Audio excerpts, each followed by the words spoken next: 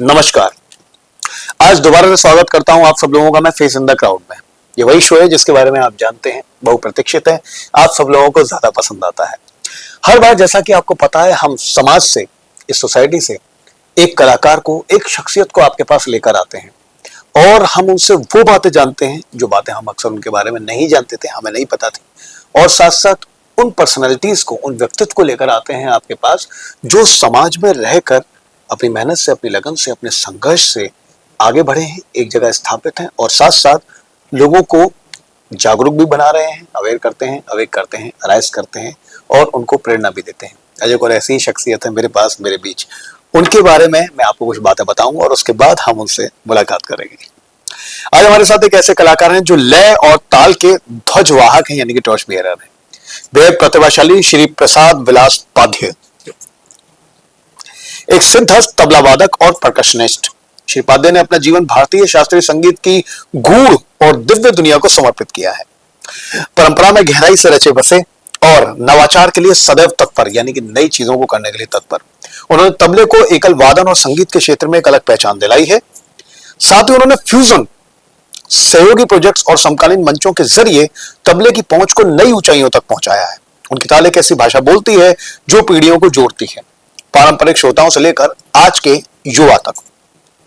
चाहे वो किसी शांत बैठक में हो या किसी भव्य सभागृह में, चाहे शिष्यों को सिखाना हो या श्रोताओं को ताल की सूक्ष्मताओं से परिचित कराना हो, यानी कि जितनी माइन्यूट से माइन्यूट डिटेल्स हो सकती है, उनका यह सफर जुनून, समर्पण और उद्देश्य से भरा हुआ है। सांस्कृतिक जागरूकता और सामुदायिक सहभागिता में, यानी कम्युनिटी के हिसाब से भी, सोसाइटी के हिसाब से भी दृढ़ विश्वास रखने वाले श्री पाध्य युवाओं को शास्त्रीय संगीत की आत्मा से जोड़ने का निरंतर प्रयास करते हैं एक ताल के माध्यम से।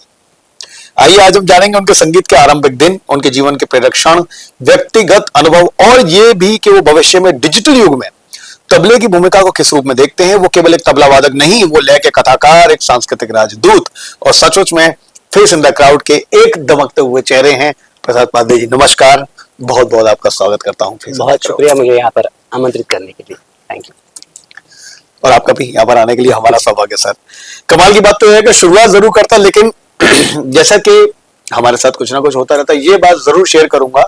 कल वो कारला लोनावाला के पास शो करने गए थे और उन्होंने मुझसे कहा था कि मैं इस डेट पर ऐसे अवेलेबल कोशिश करूंगा आने की। सबसे अच्छी बात है कि उन्होंने अपना हमें अमूल्य समय दिया, अमूल्य समय से कुछ समय निकाला और कल स्पेशली वो नेरुल के एरिया में आए और उसके बाद वहां से यहाँ पर आए और उन्होंने इसके लिए समय निकाला और ऐसा कुछ किया, हमारे लिए प्रयत्न किया। उसके लिए बहुत बहुत धन्यवाद करता हूँ जी। शुरुआत करता हूँ सवालों से। भारतीय शास्त्रीय संगीत के क्षेत्र में एक पेशेवर तबला वादक और परकशनिस्ट के रूप में आपकी यात्रा कैसी रही? आपने इसकी शुरुआत कब की और इस सफर में कलाकार और व्यक्ति के रूप में आप कैसे विकसित हुए? जी, थोड़ा मैं पीछे जहाँ मेरा जन्म हुआ वहां से मैं बताता हूँ कि मैं कोकण भूमि में देवगढ़ तालुका जामसंडे नाम का एक छोटा सा गांव है, वहां पे मेरा जन्म हुआ। और घर में तबला था ही, क्योंकि पिताजी को बहुत रुचि थी इसमें, लेकिन वो सीख नहीं पाए क्योंकि वो अभी भी मतलब बहुत ऐसी जगह है जहाँ पे उतने संगीत सिखाने वाले, हाल ही के 10-15 साल में कुछ शिक्षक है वहां पे, लेकिन पिताजी के समय में तो कुछ नहीं था, तो वो सीख नहीं पाए। लेकिन गांव में जितने भी संगीत नाटक आते थे जी, या फिर कीर्तन भजन परंपरा जो है, उसमें जो भी कलाकार आते थे तो उनसे देख देख के पिताजी ने तबला सीखा है। तो उनका हाथ बहुत ही बढ़िया है, दायां बायां एकदम बैलेंस्ड हाथ है उनका, लेकिन सीख नहीं पाए। लेकिन तबला घर में था और शायद 3-4 साल का मैं था, तब से मैं उनसे थोड़ा बहुत सीख के मैं ठेके अच्छे बजा लेता था। तो कीर्तन के साथ संगत करने के लिए जितना भी आवश्यक ज्ञान था वो उनसे मैंने प्राप्त किया। तब से मुझे तबले के बारे में बहुत प्रेम रुचि है और तभी से मेरा सीखना शुरू हुआ। लेकिन मुझे सिखाने के लिए जो आते थे वो श्री आमोद दंडगे, वो कोल्हापुर से आते थे, क्योंकि गांव में तबला सिखाने वाले कोई भी नहीं थे। तो कोल्हापुर वहां से 150 किलोमीटर दूर था और महीने में सिर्फ 2 या 3 दिन वो क्लासेस चलते थे। तो सिर्फ वो हम लोग 2 या 3 ऐसे शिष्य थे जो गांव में 40 लोगों में बचे थे कि शुरुआत में क्लास में 40 लोगों ने एनरोल किया और फिर 3 लोग बचे, तो उनमें मैं था और उनका मुझ पर बहुत ज्यादा प्रेम था। तो तो इसलिए वो 3 लोगों के लिए सिर्फ इतनी दूर से सिखाने के लिए आते थे। वो वैसी क्लास 3 साल चली और उसके बाद जब मैं 10th पास किया मैंने तो उन्होंने कहा कि इसे मेरे पास कोल्हापुर में सीखने के लिए भेजो। तो 10th के बाद मैं उनके पास सीखने गया और तब से शायद 16 साल का मैं था तब से मेरी तालीम जो तबलीगी है वैसी वो उसकी शुरुआत हुई। तो जन्म से लेके 16 वर्ष तक वैसे मुझे 3 ही साल सीखने मिला था। हाँ। जब 5th 6th 7th वो 3 साल क्लास चला और उसके बाद 3 साल वापस क्लास बंद हुआ था। अच्छा। क्योंकि स्टूडेंट्स नहीं थे। हाँ, क्योंकि आप मतलब सिर्फ 3 ही स्टूडेंट्स बचे थे, फिर भी वो कभी कभार आते थे मेरे लिए, लेकिन वो 3 साल ये 3 साल के बाद मैंने डिसाइड कर लिया था कि मुझे यही सीखना है और पापा खुद से नहीं सीख पाए इसलिए उनका भी बहुत मन था कि मुझे इसी में ऐसा करना, जो अक्सर पिता के साथ होता है। अच्छा, मैं सोच रहा था पहले, मतलब जो मैंने सोचा था कि आपके पिताजी तबला घर में था तो आपके पिताजी बजाते होंगे तो आप उनसे सीखे होंगे। वो तो मैं सीखा ही था, लेकिन वो तो उतना सीखे नहीं थे कि शास्त्रीय ज्ञान जो होता है कि अगर एग्जाम के लिए बैठना है या फिर कायदे रेले की बात हो या फिर वो जो सिखाना वो खुद ही नहीं सीखे थे। वो ठेके बहुत अच्छी बजा लेते थे और संगत बहुत अच्छी करते थे। वो हालांकि क्लासिकल म्यूजिक के साथ झुमरा तिलवाड़ा विलंबित लय में भी बजा लेते थे, लेकिन वो बोल नहीं पाते थे कि ये मात्रा कितनी है और ये कैसे बजाना है, लेकिन वो अक्सर संगत करते थे। कई बार क्योंकि अक्सर ऐसे कलाकार होते हैं ना कि उनको व्यवहारिक ज्ञान ज्यादा है, प्रैक्टिकल नॉलेज बहुत है। थ्योरिकल में अगर नहीं बता पाए अलग बात है, प्रैक्टिकल नॉलेज तो उनकी प्रैक्टिकल अच्छी थी। तो कभी ऐसा नहीं लगा आपको, या मतलब बाद में उन्होंने कभी बोला कि भाई देखो पूत के पांव तो पालने में दिख जाते हैं तो आपको ही देख लिया हो, या आप ऐसा मानते हो कि पिताजी ने तो कहा ही कराया ही, पर तबला अब आपने आंखें खोली तबला देखा जी, तो आपने कभी खुद से ही शुरू कर दिया हो 2-3 साल की उम्र में बजाना थाप देना, तो उनको लग गया कि नहीं भाई दिख तो रहा है टैलेंट, तो अब ये प्रतिभा है इसमें तो आगे जाएगा। 2 साल का था मैं था तब, मेरा एक पुरानी फोटो है तो मैं उस समय बजा ही लेता था, लेकिन वो क्या ही बजाना होगा, लेकिन फिर भी कोशिश करिए था साज लेके तो मैं बैठता था, तो शायद उनको वहीं से लगा होगा कि ये सीख सकता है आगे। बड़ी खूबसूरत ये बड़ी प्यारी सी यात्रा रही। आपको ताल और तबले की दुनिया की ओर किस चीज ने आकर्षित किया? क्या कोई ऐसा निर्णायक क्षण था जो आपने तय किया कि यही आपका मार्ग होगा? जब मैं कोल्हापुर आया तब उसके बाद मेरा सुनना शुरू हुआ, क्योंकि गांव में उतने प्रोग्राम्स होते नहीं थे, तो जी कोल्हापुर में आने के बाद वहाँ देवगढ़ के मुकाबले कोल्हापुर एक बड़ा शहर था और वहाँ प्रोग्राम्स होते थे, तो बाहर के यहाँ के मुंबई के आर्टिस्ट वहाँ आके परफॉर्म करते थे। तो वो जब देखा मैंने तब ऐसे लगा कि पंडित आनंदो चटर्जी को मैंने वहाँ पे सुना था, तो इस साज की ऐसी नाद मैंने पहली बार सुनी कि सालों मेहनत करने के बाद, रियाज करने के बाद आदमी कहाँ तक उस साज को लेके जा सकता है। वो पहली बार मैंने वहाँ पे महसूस किया, तो तब मुझे ऐसा लगा कि बहुत रियाज करके ही ये हासिल हो सकता है। और वो अंदर तक वो मतलब वो नाद झंकृत कर गया और अंतर्नाद तक प्रवेश कर गया, तो नाद अंतर्नाद बन गया, ऐसा कुछ रहा। बड़ी खूबसूरत सी बात। वाह। अपने संगीत के सफर में आपने बड़ा सबक क्या सीखा, चाहे वो किसी गुरु से हो, किसी प्रस्तुति से हो, यानी कि प्रेजेंटेशन आप अक्सर करते रहते हैं, या खुद के जीवन से? मतलब आपको लगा कि यार प्रस्तुत करने का अच्छा ये भी तो होता है अक्सर, इसमें अगर सवाल छोड़ूं और विस्तृत करते हैं इसे, कि परफॉर्मेंस कई बार होती है कि आज की परफॉर्मेंस अच्छी रही, कमाल आया, और एक क्योंकि थिएटर से हूं तो वो मेरे साथ हुआ है, तो मैं आपसे वो जरूर शेयर करूंगा कि अक्सर ऐसा होता है कि जब आपने एक परफॉर्मेंस की, अंदरूनी खुशी और आपका एक स्पिरिचुअल जो कनेक्शन है या जो एक सेटिस्फेक्शन लेवल है अलग ही होता है, तो आपको लगता है कि आज तो कुछ कमाल हुआ और आज जहां जाना चाहते थे वहां छू लिया, उस क्षण तक पहुंच गए। जैसे हमारे जैसे कलाकारों के लिए होता है कि आप किसी को नहीं देख रहे हो, मंच है और सामने दर्शक हैं, इसके बावजूद अब वो नहीं दिख रहे हैं क्योंकि आप कहीं और अपने जोन में पहुंच गए हो। तो मेरे साथ ऐसा 2-3 बार बड़े अच्छे से घटा, मुझे बड़ी प्रसन्नता हुई। तो क्या ऐसा कुछ आपको सीखने को मिला, सबक हुआ? वैसे तो मैं सच बोलूं तो वो क्षण कि मैं बहुत राह देख रहा हूँ, थर्ड आई अपने आप एक्टिव होते हैं, हो जाती है, लेकिन ये बहुत सालों की मेहनत का काम है। और अच्छे कलाकारों को सुनने के बाद ऐसे लगता है मुझे कि मुझे ये मेरा जन्म तो सिर्फ रियाज में ही जाएगा, तो उनके जैसा जन्म लेने के लिए ऐसे कई जन्म जाने के बाद एक सिद्ध हस्त कलाकार जो होता है। अच्छा, ऐसा आप मानते हो? मैं बहुत ऐसे मानता हूँ। अच्छा, मैं उसमें एक दूसरी बात जरूर पूछूंगा, क्योंकि अब मैं बाद में पूछने वाला था लेकिन अब वो चली है बात, तो इसलिए कि क्या, क्योंकि मुझे तो ऐसा लगा कि नहीं, ऐसा फनकार पहले मुझे लगता था मेहनत से बनना है मुमकिन, लेकिन आपकी बात से भी और बाद में मैंने कुछ रियलाइज किया, मुझे लगा नहीं, हमेशा मेहनत से नहीं होता। तो क्या कुछ आर्टिस्ट गॉड गिफ्टेड होते हैं, या गॉड गिफ्टेड होने के बावजूद वो रियाज करते हैं, या सच में रियाज से जाकिर हुसैन साहब जैसा बना जा सकता है, या और ऐसे जो बड़े तबला वादक हैं, या वो गॉड गिफ्टेड ही हैं? वो मतलब मुझे तो लगता है जैसे उस्ताद जी है या फिर लता दीदी है कि उनके जैसा कलाकार मतलब गॉड गिफ्टेड ही है, क्योंकि उनके कहीं जन्म पहले ऐसे गए होंगे कि उन्होंने बहुत रियाज किया है, बहुत चिंतन, बहुत सोचा है इस पे, और उसके बाद जब भी, क्योंकि वो देखिए 6-7 साल की उम्र से ही वो ऐसे तबला बजा रहे हैं हाँ, कि ऐसे लग रहा है कि कोई उस्ताद ही बजा रहा है। तो अगर आपने अगर स्क्रीन पर ही देखा हाँ, तो आपको लगेगा कि ये बहुत बड़े उस्ताद कोई बजा रहे हैं, लेकिन ऐसे आज भी कलाकार आपको दिखेंगे कि उम्र में बहुत छोटे हैं लेकिन उनकी कद में बड़े हैं, कद में बहुत बड़ी, संगीत के कद में। तो इसको नापने का कोई जरिया भी नहीं, साधन भी नहीं है अपने पास, तो यही माना जा सकता है कि ये गॉड गिफ्टेड है, और पिछले कई जन्मों से एक साधना करते आ रही है, वो साधना इस जन्म में वो सिद्धहस्त कलाकार बने हैं। तो मतलब आपको ये तो लगता ही है कि हाँ, मैं मेहनत तो करूंगा, जैसे आपने कहा कि रियाज में मेरा जीवन जाएगा, जिंदगी जाएगी, लेकिन हाँ, गॉड गिफ्टेड भी है, मतलब रियाज कर करके पहुंचा जा सकता है, लेकिन शायद उतना ना बना जा सके, ऐसा भी है। जिन कलाकारों की हम लोग बात कर रहे हैं कि वहां तक पहुंचने के लिए शायद कई जन्म जाने चाहिए, या तो इस जन्म में बहुत रियाज करके एक किसी ना किसी स्तर पर तो हम पहुंच ही जाएंगे। जी बिल्कुल। लेकिन वो बात आने के लिए, वो एक्स फैक्टर जो कहेंगे हम लोग, या फिर जिन्हें देखने सुनने के बाद लोग खुद को भूल जाते हैं, वहां तक पहुंचने के लिए शायद जन्म जाएंगे। अच्छा, अगर आप तबला वादक या शिक्षक नहीं होते तो आप कौन सा दूसरा करियर या जुनून अपनाते हैं, यानी कि आपको पैशन होता है, हॉबी होती है?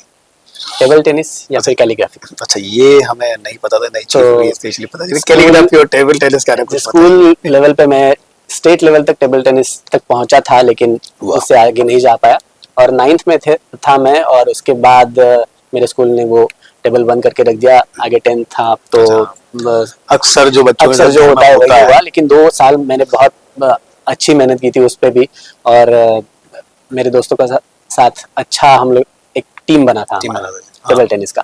और कैलीग्राफी तो मैं ये 3-4 सालों में ज्यादा कर रहा हूँ। तब छोटा था, तब मैं वो निब के पेन से वो ट्राई कर ही रहा था, लेकिन अभी बहुत सारे सोशल मीडिया मतलब यूट्यूब के माध्यम से बहुत सीखने मिलता है इस जिसको मैंने शर्लॉक होम्स में ज्यादा देखा, तो मेरा बड़ा मन था, मेरा मतलब अकल साइंस में इंटरेस्ट होता है कि टेलीपैथी, क्लैरोवॉयंस, हिप्नोटिज्म ये पढ़ो, तो कैलीग्राफी अगर ऐसा है तो मैं आज जरूर अपने साइन करके पूछूंगा जी प्रसाद जी से कि क्या मेरे बारे में लगता है कुछ ना कुछ बताएंगे सर हमें। ओके, आप अपने खाली समय में क्या करना पसंद करते हैं? निजी रुचियों और शौकों को आप अपने संगीत अभ्यास और प्रस्तुतियों के साथ कैसे संतुलित करते हैं? क्या रियाज, जैसा कि आपने बताया, आपको वक्त मिलता है निजी रुचियों के लिए?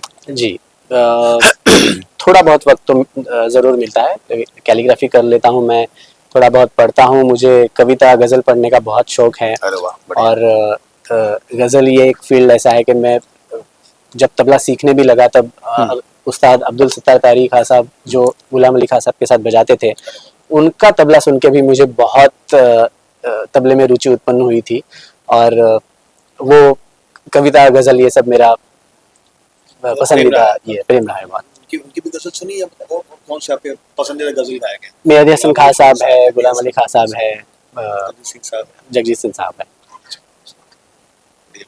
और गजल आपने बताई, और कविता? कविता भी हिंदी मराठी में बहुत पढ़ता हूँ, और बाकी बहुत ज्यादा मतलब पढ़ना मेरा होता नहीं है।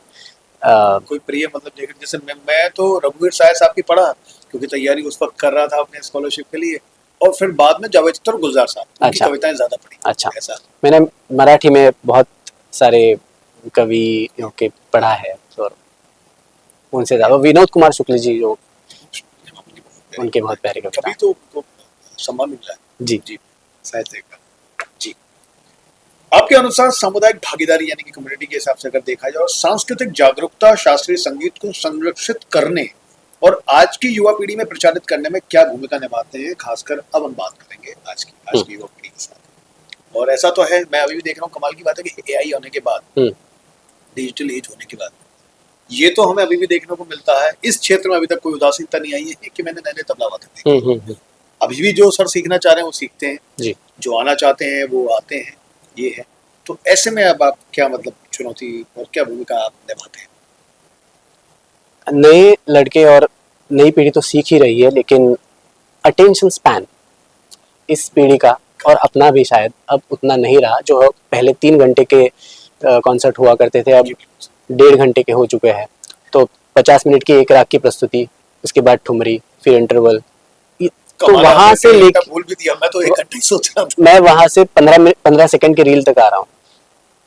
तो आज हम लोग पहले 5 सेकंड में अगर कोई नहीं अच्छी बात नहीं हुई तो हम लोग स्क्रॉल कर देते। तो ये बात जो है, सीखने के लिए आपको घंटों बैठना पड़ता है आपके गुरु के सामने।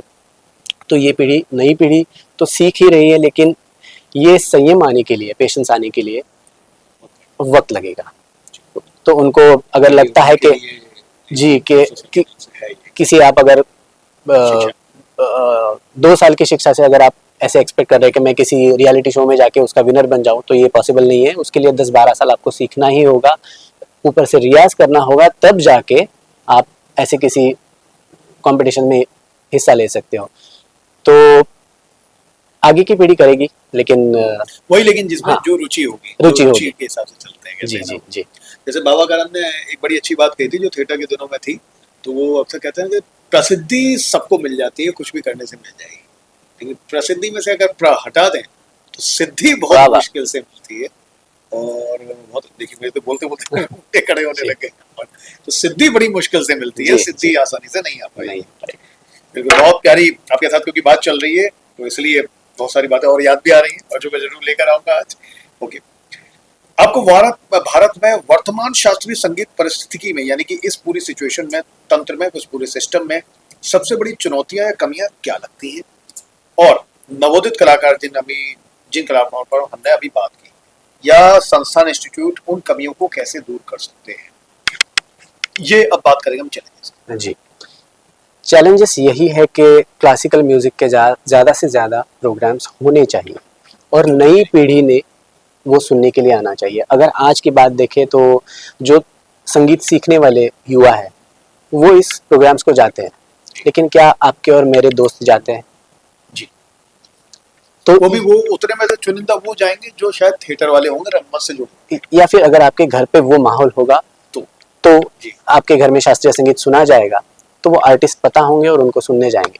तो नई या तो फिल्म देखने जाएंगे। आजकल वही संगीत लोग ज्यादातर सुनते हैं। तो ये संगीत का प्रचार हो या फिर ये सुनने आने के लिए वैसे आयोजक, ऑर्गेनाइजर्स बढ़ने चाहिए जो संगीत, क्लासिकल म्यूजिक के प्रोग्राम्स रखे और ज्यादा से ज्यादा युवाओं को उसे जोड़ना चाहिए। क्या कहीं ना कहीं ऐसा भी लगता है कि मतलब गवर्नमेंट ने कमी की, या गवर्नमेंट को कुछ ग्रांट्स तो कम से कम ऐसे आयोजित करने चाहिए, देने चाहिए? ग्रांट्स अगर वो दें तो ज्यादा से ज्यादा प्रोग्राम आयोजित हो, कार्यक्रम आयोजित हो। वो हाँ वैसे भी है, लेकिन मुश्किल से ले दे के 2 ही 3 आपको ग्रुप दिखेंगे, या तो संगीत नाटक अकेडमी मिलता है, करेक्ट, साहित्य अकेडमी तो साहित्य के क्षेत्र में क्योंकि काम करता है, और संगीत नाटक अकेडमी एक रह गया जो संगीत के क्षेत्र में काम करता है और कुछ ग्रांट्स दे देता है जी।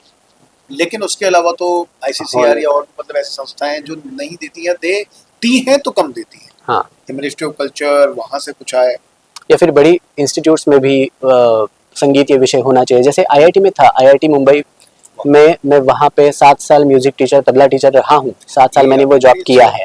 कुछ तो और फर्स्ट ईयर आईआईटी स्टूडेंट्स के लिए वहाँ पे म्यूजिक और स्पोर्ट्स कंपलसरी सब्जेक्ट्स है आईआईटी में, और वो उनको कंप्लीट करना ही पड़ता है अटेंडेंस। और जिनको रुचि है वहाँ पे बहुत सारे स्टूडेंट्स सीखते भी हैं। 7 साल मैंने वहाँ सिखाया।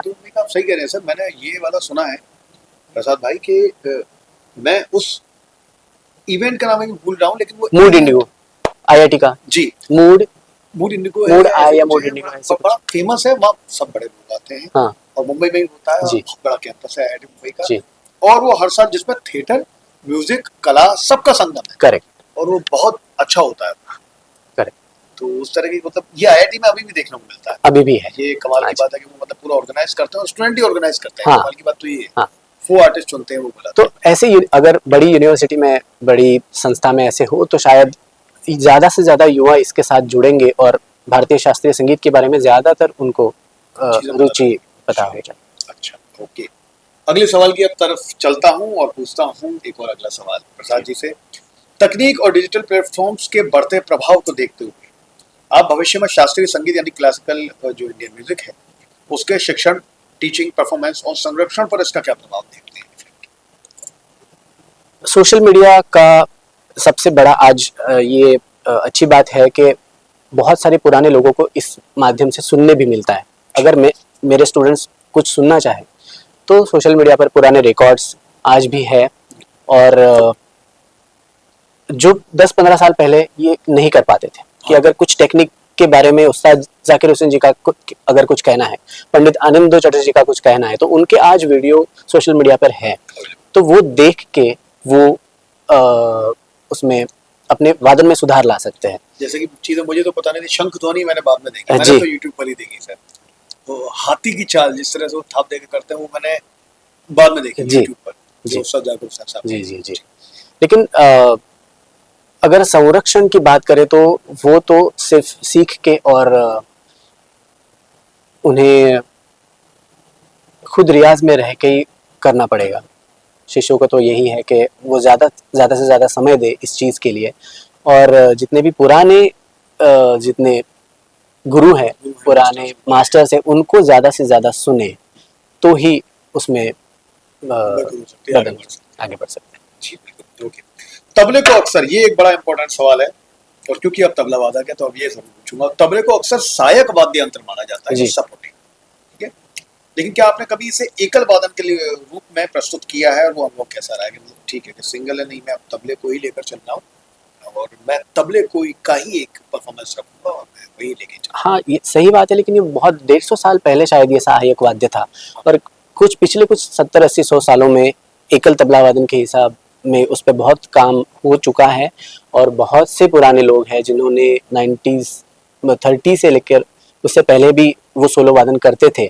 आज तो वो अपनी चरम सीमा पर है, और ये सिर्फ संगत का वाद्य नहीं है। और पिछला जो सवाल मैं एक बार भूल गया था, तो अब बोलना चाहता हूँ कि ये वाद्य जिस फील्ड में जिस प्रकार के संगीत के साथ बजाया जाता है, जैसे गजल के साथ, ठुमरी के साथ, क्लासिकल संगीत के साथ, फोक में संगीत हो, फोक, तो हर एक प्रकार का आपका अभ्यास उस वाद्य पर होना चाहिए, तो जाके इस पर आप काम कर सकेंगे। और उस पे अच्छा आर्टिस्ट बनने के लिए आपको हर एक अनुभव का बहुत सब विधाओं के बारे में जानकारी, अलग अलग फील्ड के हिसाब से, अलग अलग क्लेवर के हिसाब से वैसा आपको बजाना आना चाहिए। ये आपने बहुत बेहतरीन बात बोली, कमाल की बात बोली, जो स्पेशली स्टूडेंट्स को ये याद रखनी चाहिए।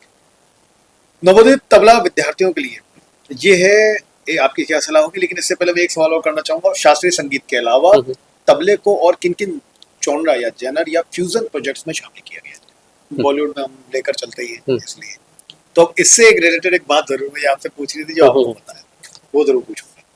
उसको लेकर चलता हूँ मैं शोले की तरफ। तो शोले की बड़ी एक कहानी सुनी है, वो आप मुझे बताओ, क्योंकि मुझे थोड़ी सी पता है और मैं आपसे कंफर्म करना चाहूंगा कि तबले को लेकर एक बात चली थी और एक जो हमारे कलाकार थे उनके बाद रमेश सिप्पी साहब थे, उन्होंने कहा मुझे तांगे के लिए एक ध्वनि है वो आप क्रिएट करके दो।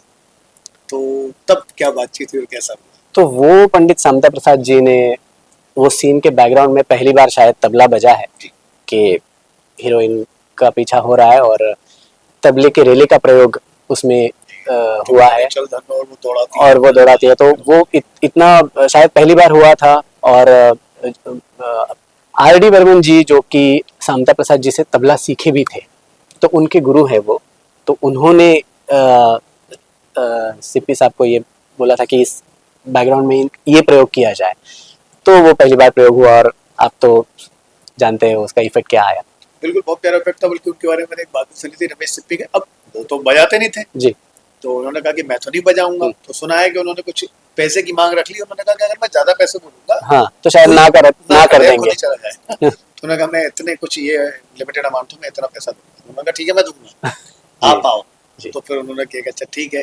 ये सेम किस्सा मुझे ऐसा एक मुगले आजम के बारे में जरूर पता है, जो आपको पता है बड़े गुलाम अली खान साहब, तो उनके पास गया, वो तो फिल्मों के लिए गाते नहीं थे और तानसेन जैसी आवाज होनी चाहिए। तो फिर के आसिफ ने प्रोड्यूसर से कहा कि इस युग में तो तानसेन एक ही है जी जैसे मैं जानता हूँ तो बड़े गुलाम अली खान साहब उनके पास जाएंगे।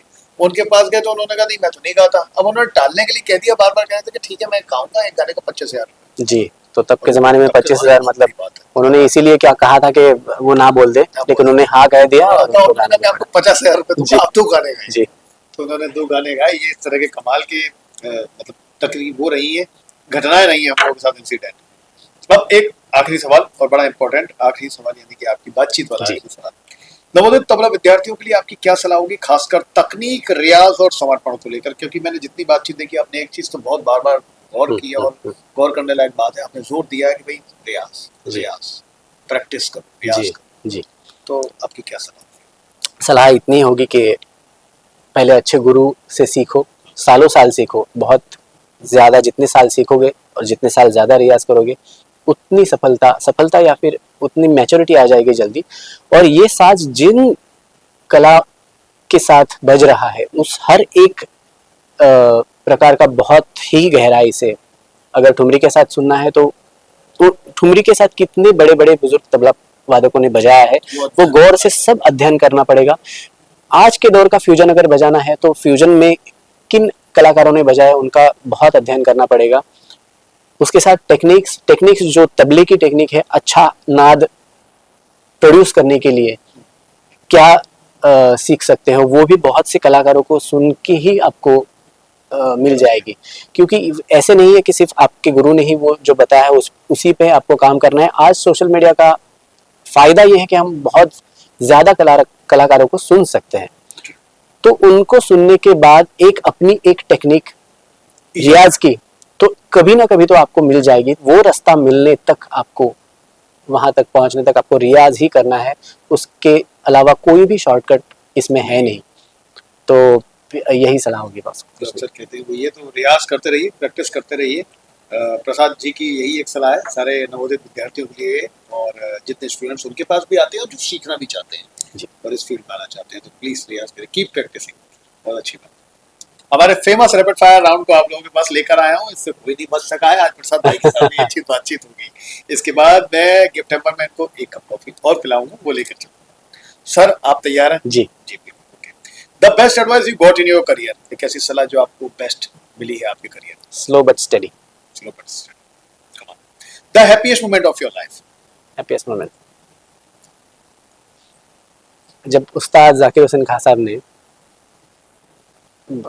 हरिहरन जी के घर पे एक कॉन्सर्ट हुई थी, 1-2 गाने मुझे बजाने के लिए मिले थे, और जब मैं उनके पैर छूने गया तो उन्होंने हाथ में लेकर बोला था कि बहुत अच्छा बजाते हो और करते रहो। इतने ये 2 लाइनें मेरे लिए बहुत है।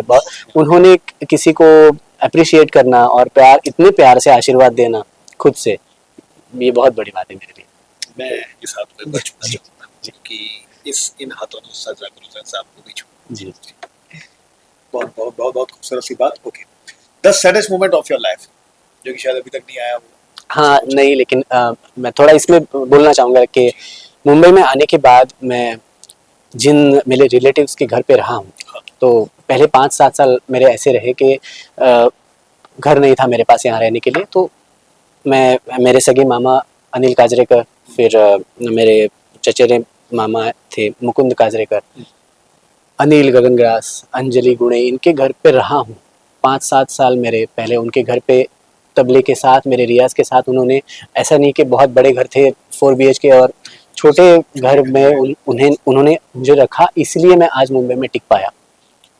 तो उसमें से 2 मेरे मामा आज नहीं रहे, वो पहले 5-7 साल में ही वो गुजर गए। तो आज अगर वो होते तो मुझे बहुत अच्छा लगता और खुश हुए होते। तो ये मुझे थोड़ा सा सैड पार्ट लगता है।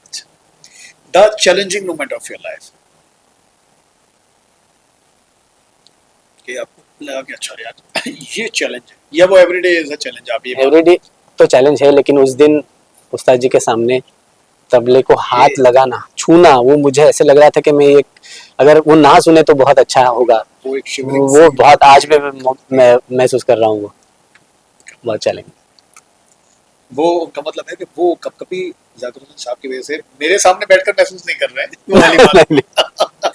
मजाक कर रहा हूं जी। Okay, your favourite actor? Tom Hanks. देखते हैं सर। Okay, favourite actress? जो भी आपकी। कोंकणा सेन। Favourite book? अभी मैं एक मराठी मैंने बुक पढ़ा था, नाम था बंगाल। एक गोसावी समाज के एक लड़के की कहानी है जो बड़े होकर प्राध्यापक बने। वो प्राध्यापक जो जब भी बने थे तब भी वो 2 साल वो भंगार उठाने का काम करते थे। तो उनके लाइफ की वो जर्नी है और बहुत कमाल की बुक है मराठी। Favourite holiday destination? जहाँ पे बीच हो, ऐसा कोई भी। इनसाइट्स पे अगर अब मैं जाऊं आपके लिए, कुछ ट्रिकी क्वेश्चन भी है मेरे पास, रैपिड फायर खत्म हुआ जी। तो बहुत अच्छे से आपने जवाब दिए। आपकी इनसाइट्स है an idea that change your life, जिस आइडिया ने आपकी जिंदगी बदल दी। शायद जैसे कि आपने बताया कि 2-3 साल बाद मैंने डिसाइड कर लिया था जी, तबला सीखना यही वही एक चीज थी जो लाइफ चेंजिंग थी। अच्छा, best role of your life? Father, son, husband और तबला प्लेयर? मुश्किल है सन। तो लेकिन आपका बेस्ट रोल सन था जी। हस्बैंड की मुझे उम्मीद थी वो हर जगह आता है कि वो मिथ है, वो परफेक्ट हो ही नहीं सकता, वैसा है। अब मेरे पास है दिस और दैट राउंड, मैं आपको सिर्फ 2 ऑप्शन दूंगा, आपको सिर्फ एक चूज करना है। जी। वेज और नॉन वेज? वेज। टी और कॉफी? कॉफी। जिम और योगा? योगासन। लेकिन हालांकि आप बिल्कुल फिट और जिम वाले पर्सन लगते हो। अर्ली राइजर और night out? Early riser. Emotional और प्रैक्टिकल? प्रैक्टिकल। बुक्स और किंडल? बुक्स। माउंटेन्स और बीचेस? बीचेस। रिलीजियस और spiritual? Religious. Okay, very well sir, ये था हमारा दिस और दैट राउंड। बड़ी खूबसूरती के साथ आज प्रसाद भाई ने इसका जवाब दिया, लेकिन अब मैं इसके इतर एक और आपसे बात करूंगा। जी। पहले के बॉलीवुड म्यूजिक और अब के बॉलीवुड म्यूजिक में क्या अंतर है? जब आपने एक बार मुझसे घटा भी ऐसे ही एक शेयर की थी कुछ देर पहले, हम लोग बात कर रहे थे इस पर कि वो जो डबल ट्रैक वाली पूरी एक बात है, Yes. और तबला और इतनी टेक्निक जब कहते हैं बढ़ चुकी है, ऑटो ट्यून आ चुका है, सिंथेसाइजर्स के यूज हो रहे हैं, तो भी क्या एक आपको कमी लगती है चैलेंज? ये सीखना होगा अलग से विद्यार्थियों को, जो भी तबला सीख रहे हैं। जैसे मैंने पहले कहा था कि ये तबला जिस जनर में बज रहा है वो सब आपको सीखने होंगे। तो उसमें ये एक भी चीज़ है कि रिकॉर्डिंग्स में कैसे बजाना है। तो अगर आप फिल्म का रिकॉर्डिंग बजा रहे हैं तो अगर आजकल ये चल रहा है कि अगर 2 तबला वादक है तो 2 तबला वादक एक ही गाना एक ही जैसे बजाते हैं, एक ही ठेका, एक ही उसकी उठान, उसकी लग्गी जो भी है बजती है। और उसके बाद जो आपने कहा डबल ट्रैक रिकॉर्डिंग, वही गाना वही 2 लोग वापस बजाते हैं जैसे पहले ट्रैक में बजाया था।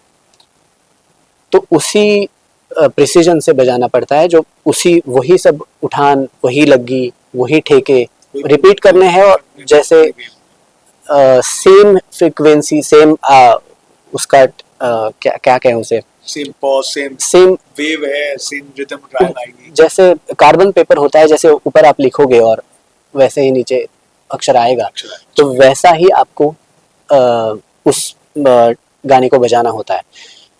वो बजाने के लिए वो नोटेशन पद्धति आपको सीखनी होती है पहले, तो वो कैसे गाना लिखा जाए और जो नोटेशन लिखा है सिर्फ वही बजाया जाए।